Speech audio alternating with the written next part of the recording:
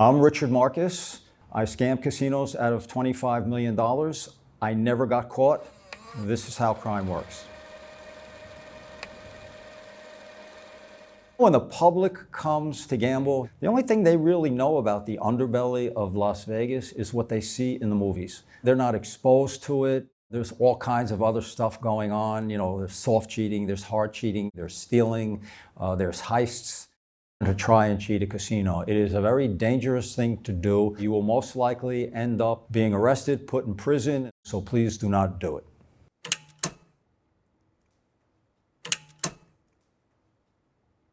All of my casino cheating moves were based on basically 2 or 3 simple things. One of them was to increase drastically the size of a bet, anywhere from a starting bet of $10 to making it $1,000, or a starting bet of $100 to making it $10,000, after the outcome was already known and claiming the dealer made a mistake. And of course, the Savannah move. We figured out a way by hiding a $5,000 chip underneath a $5 chip at the bottom of a roulette layout. And the dealer would only see the $5 chip on top. The top $5 chip was jutted out just a few millimeters to cast a little shadow on the bottom chip where you couldn't really see the denomination. You knew it was there, but you couldn't see. So the dealers naturally assumed it was just 2 $5 chips. If the bet wins, they have to pay $10,000. If the bet loses, right, before the dealer can take it, I would go out and grab the bet and put it and take it away. And most times the dealer didn't even see me do that. You would think it's a flagrant move. You would think the dealer would catch it every time, but the dealer only ended up seeing it maybe once in 5 times on the average. The cheating move occurred when we lost the bet. It was opposite to what we were doing before that. Because when the bet won, it was a $10,000 payout that the dealer didn't see, so the dealers couldn't pay it. They had to call the supervisor over, and the supervisor had to call surveillance to play back the video, right? And to see if it was a legitimate bet. And of course it always was. So surveillance was the ones getting us paid. And when the bet lost, what did I put back? I put back $10. What did the dealer think was there the whole time? $10. We did the Savannah move for a minimum of $5,000 payoff to a maximum of $20,000 payoff when we had 2 different Savannah bets on the layout. And I had a few incidents where I got caught, but I never got prosecuted.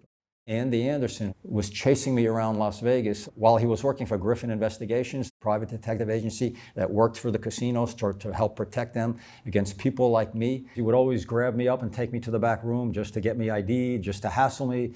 He was a constant, pain in the neck. But then when I wrote the book and we met for the first time outside of a casino back room at a game protection conference where I keynoted the conference, he told me that they were going around to places like Caesar's Palace, taking wheels apart, looking for digital equipment back in the 90s when nobody was using digital equipment in casinos to cheat them, right? They were looking for, did I have a magnet? Was I controlling somehow how the ball landed?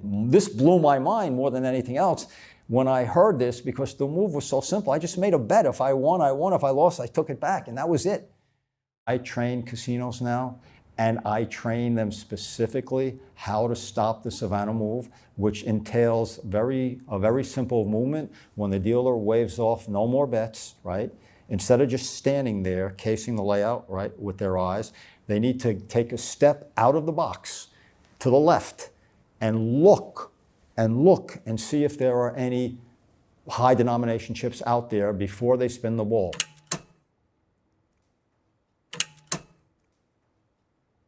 When I first came out to Vegas and started cheating casinos, it was the end of the mob era, and it had an intimate feel to it. And there was no amusement parks, no volcanoes. It was just pure action, pure gambling. I was recruited by a professional casino cheat named Joe Klassen. So I'm dealing in a casino at the Four Queens in downtown Las Vegas. He came up to my table and then he said to me, how about you and I, we get together for a drink after your shift? So I agreed to meet him across the street at the Horseshoe. And Joe says to me, "Why are you the only person in that casino not stealing chips from the rack?"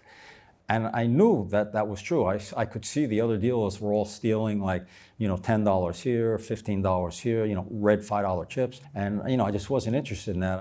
He said, "I'm a professional casino cheat and I'm looking to recruit somebody for my team. One of my guys just left. I need a replacement." 2 weeks later, I quit my job to go with them. I knew nothing about the type of cheating that they did, which is strictly a chip manipulation. So I had to get trained.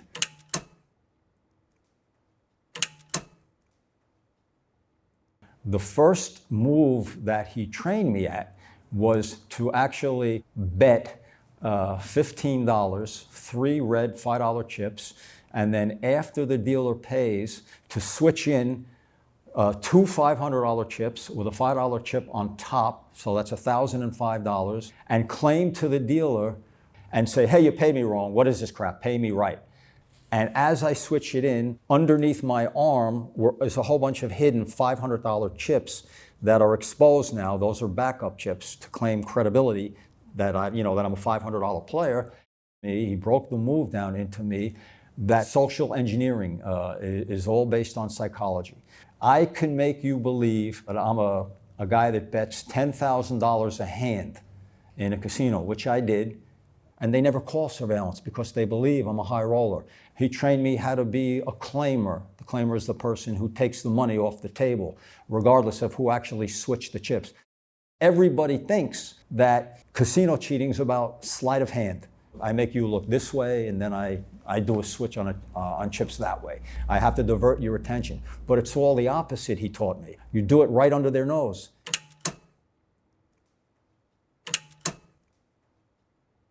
For the first 13 years, we had 3 other members and me. We had Joe, who was the boss, and he was surveillance and security for our own team. He protected us. I was mainly the claimer. I was the person who took the money off the table. And then we had Duke, who was the mechanic. His job was to manipulate the chips. And then we had Jerry, and his job was to carry through betting patterns that would give Duke, the mechanic, the opening that he needed to actually do the move that I could claim. That was our first team. The second half of my career, I worked with 2 other guys. One guy whose name was Balls. He was fearless, and he would throw $5,000 or $10,000 in a poker pot without even thinking about it. And my second partner was Pat. Pat became the claimer, and I became the mechanic for that team. And that was the team that we worked for the second dozen years of my career. First we have to scout out the casino, make sure it's right. Then we have to get the particular chips we needed. In all cases, there was a high denomination chip involved. Then we had to get our positions around the table. In blackjack, we only needed one seat. So that was fairly easy.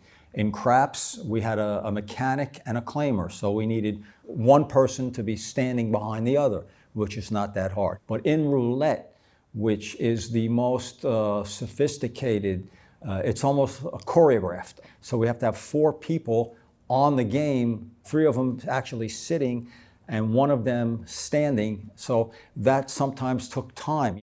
When I used to go through casinos, I could really identify cheaters because I recognized the betting patterns. For instance, they want their chips to be perfectly centered in the betting circle, or on roulette, they want it perfectly straight up on the number, the chips, because they do not want the dealer to have to touch the chips or fix them because they're messy.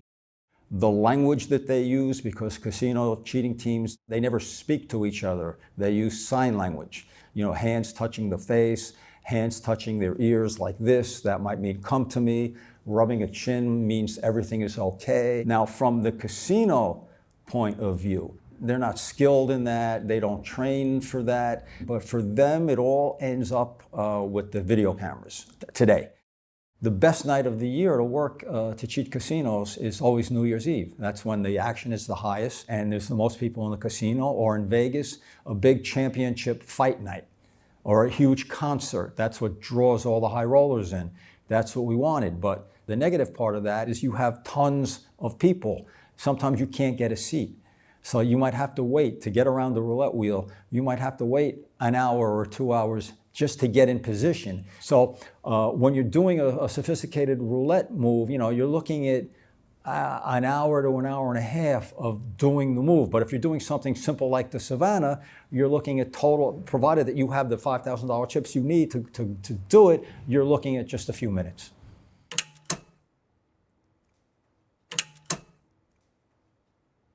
My favorite casino, without a doubt, was Caesar's Palace in Las Vegas. They treated us so well. Total take from casinos in my career, probably 4 million of that came from Caesar's Palace in Las Vegas. And the other big, we would call them chocolate chip casinos, which meant that since $5,000 chips were chocolate colored in most casinos, because not all casinos can handle $5,000 cheat moves, only because they don't have the action, right? Any casinos that had the $5,000 chips in play were our favorite casinos. We just couldn't go to the cage because they ask all kinds of questions, where'd you get them, this and that. So what we did is we actually had a side operation for cash outs. We take the $5,000 chips after a day or two after they were gotten, and then we would go to the tables and we'd break them down. Then we start a cash out. The process moves to the cage where we turn those chips into cash. So how did we distribute the money? Not only was I the main claimer, I was designing most of the new moves, but in any kind of criminal operation, you have resentment, just like you do in the regular business world. We had the same thing. You really don't want to have a falling out with somebody because your freedom is always at stake if somebody turns on you. So we always split the money by equally amongst whoever was on that particular team. How did we spend most of this money? We each did our own thing. I like to bet sports, and I lost quite a bit of money doing that. And I like to go to restaurants and stuff. I spent a lot of money doing that. I lived well, but I will say this: I didn't really make any wise investments.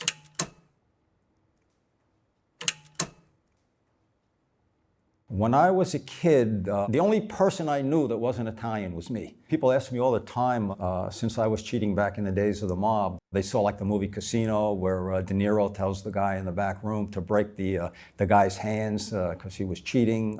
I came right in at the tail of that. The Italian mob, their main thing in casinos was skimming money from the count rooms.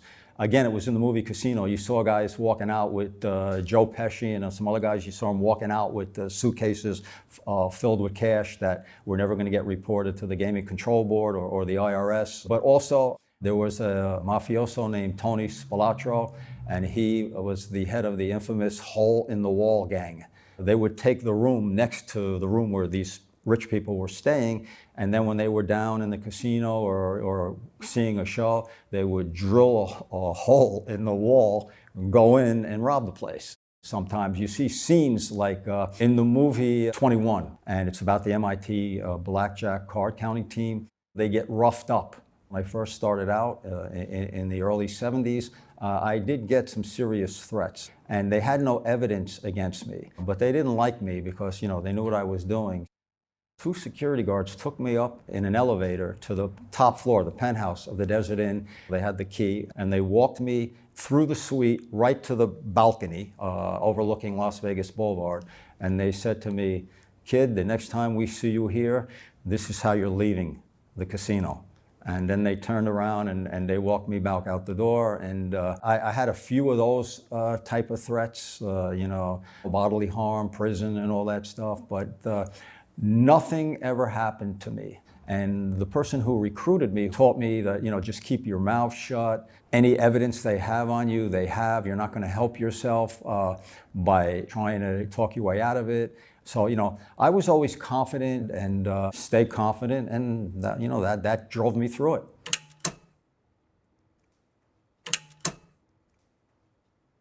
In the United States, blackjack is the big game. In Asia, it's baccarat. In the UK, it's roulette. The most difficult place to cheat casinos is London. They have so much faith in their people on the floor. What they have is video coverage, 24 video coverage.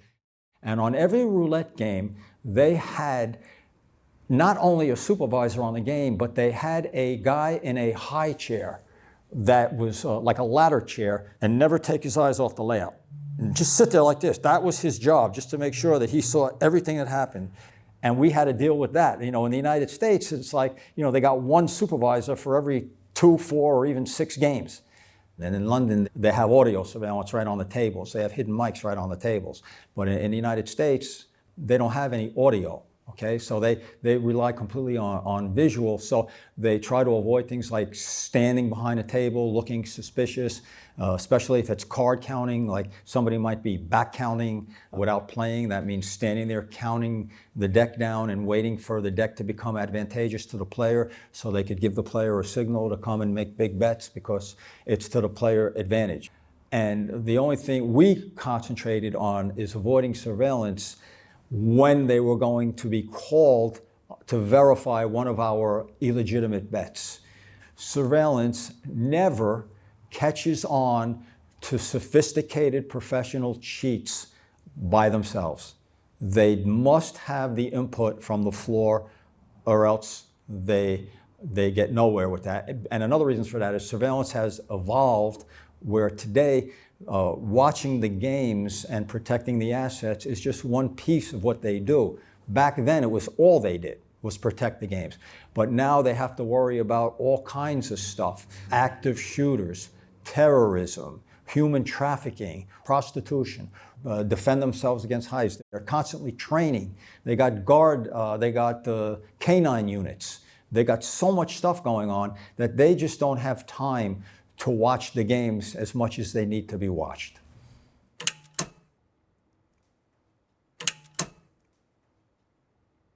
I knew from the beginning that we weren't the only ones. The really best casino cheats were the Italians.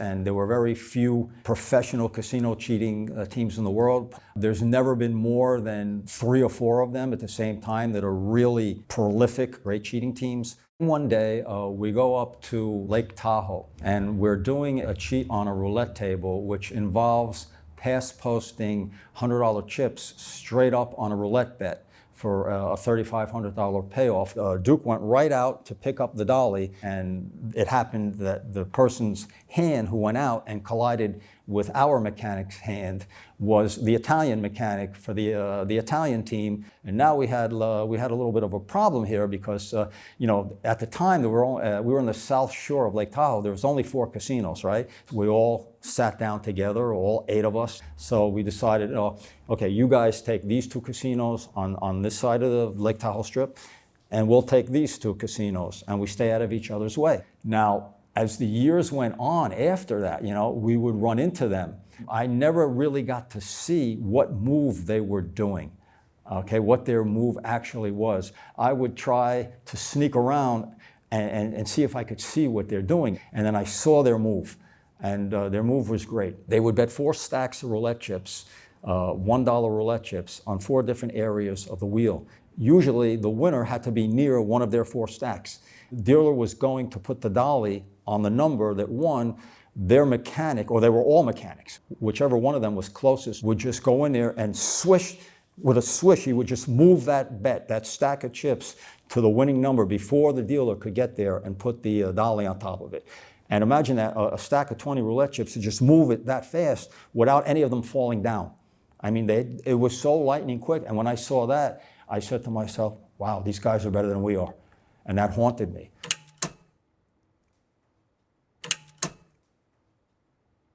One day at the Golden Nugget in downtown Las Vegas, I put the Savannah bet down just like all the other 1,000 times, right? The dealer tells the pit boss, and then he disappears.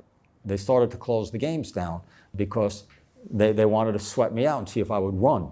So they would cash everybody else on the table, cash them out, and then the dealers would have to stand there, and then I would stand there, and this went on 2 or 3 hours, and they would discuss it in the surveillance room upstairs. So finally, another guy comes into the pit, comes right up to me, gives me his card. He says, "Mr. Marcus, my name is such and such. I'm the president of the Golden Nugget here. We're not paying you." First time it happened. So what do you mean you're not paying me? He said, "We're not paying you." said, you have a problem with it, you take it up with the Nevada Gaming Control Board. Let them pay you. We're not paying you. That's how it ended in Las Vegas. That's how it ended.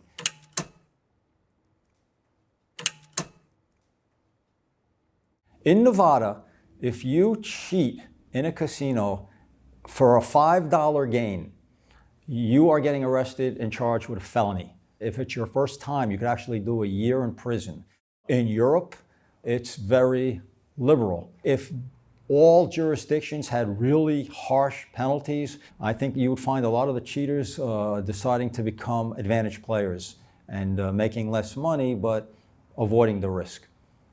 When it comes to, like what could the casinos really do to reduce the cheating? Train your personnel to understand cheating, to learn, the cheat moves, to make initiatives to stop it. Every casino should have a game protection trainer and make sure that it filters all the way down the system to the dealers, because the dealers are your first line of defense against all casino cheating. So I think it really comes down to training their staffs how to combat it more than anything else. Now, a lot of casinos actually have a unit of the state police that's in the casino.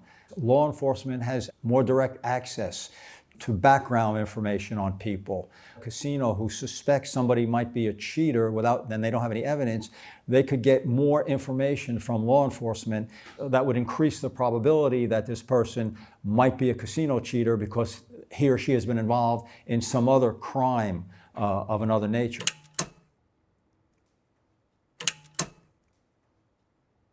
Most of them, a very high percentage, they're just variations and improvements to the same old scams. The Savannah is actually a variant of another scam that was called the walkaway scam that was done with cash instead of chips. Cheating today is probably bigger in casinos than it ever has been because of the introduction of digital cheating equipment. What you see more and more of a trend now is the work of slot machines.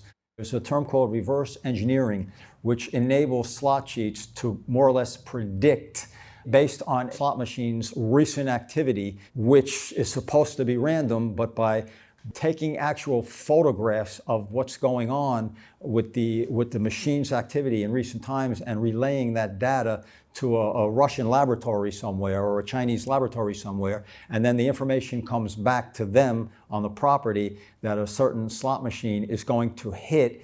So we're seeing a lot more of advantage play taking over from what used to be digital equipment scams. When it comes to cheat detection, AI is the most overrated piece of technology that you can think of. The only part of that that's somewhat effective, in my opinion, against the cheating is the facial recognition. Because if you have a database with my picture in it, and I walk in and you have good FR equipment, you're going to know I'm in your casino. But the AI itself, catching the cheating is, no AI equipment's going to tap you on the shoulder and say, hey, that's Richard Marcus over there. He's getting ready to do a cheat move on blackjack table number 14.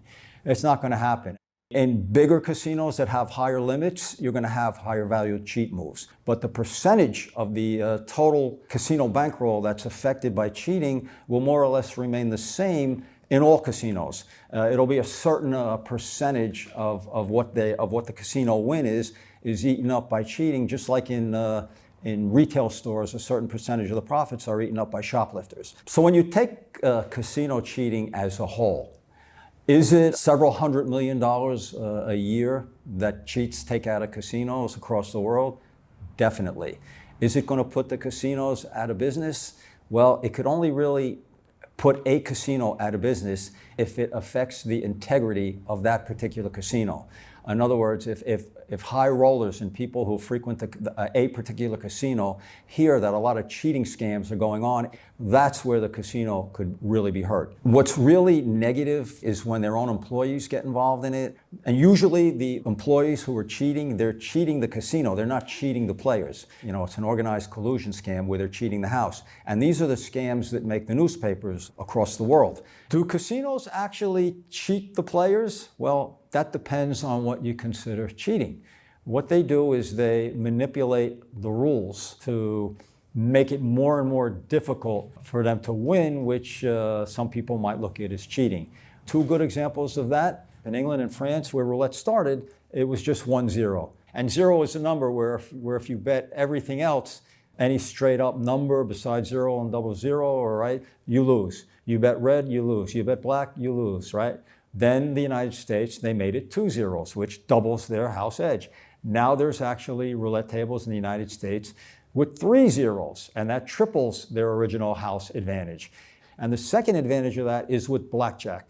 It used to be in all casinos, blackjack, when you had an ace and a 10, you won, and you won the hand, you got paid 3-2. Now, I believe in most casinos in Nevada, they are now only paying 6-5. Okay, so that's a big difference. So, is cheating casinos a victimless crime? If I'm talking straight up to a person and I say, you know what, I cheated casinos for 25 years and there's no victim. Sure, some people would argue with me, but what's the impetus of their argument? Are they arguing out of definition, or are they arguing because they're offended by what I said? But as far as just taking the money, I don't think that many people feel sorry for banks or airlines when they get ripped off either. So that's my opinion.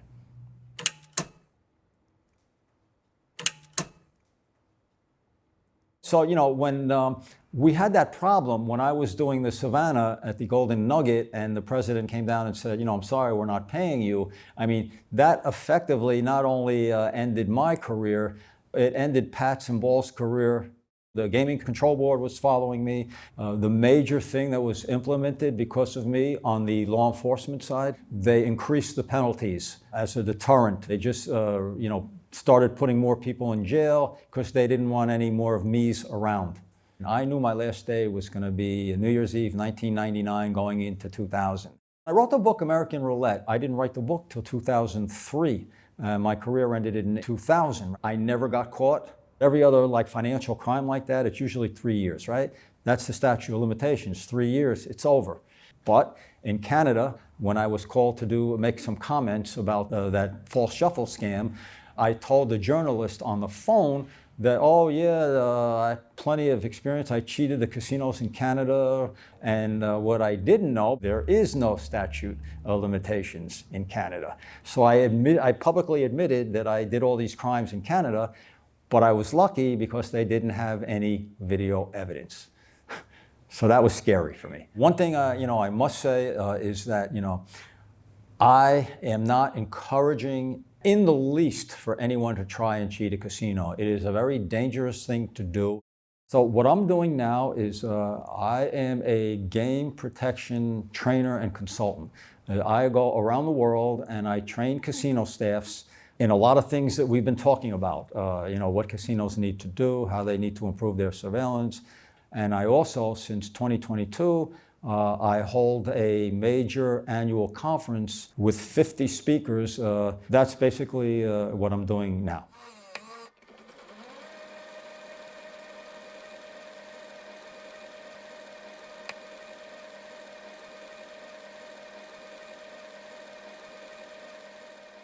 Hi, I'm a producer on How Crime Works. If you enjoyed this video, then please subscribe and comment below with more ideas of topics you'd like us to cover in this series.